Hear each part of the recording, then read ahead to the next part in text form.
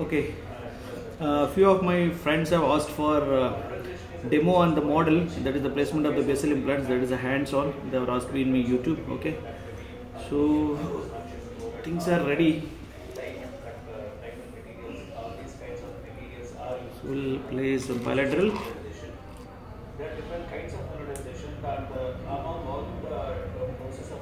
So I'll just show you in the anterior mandible now. We'll start drilling the anterior mandible. Have a look. So this is the pilot drill, usually single drill technique, that is single drill.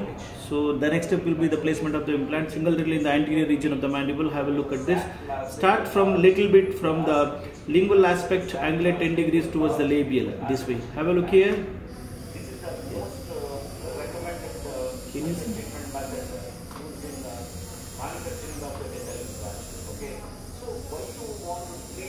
This is about 20 mm around.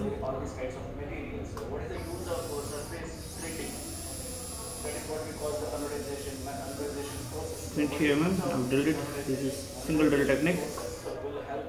So I will place the implant now. Just have a look. I'll place the implant now.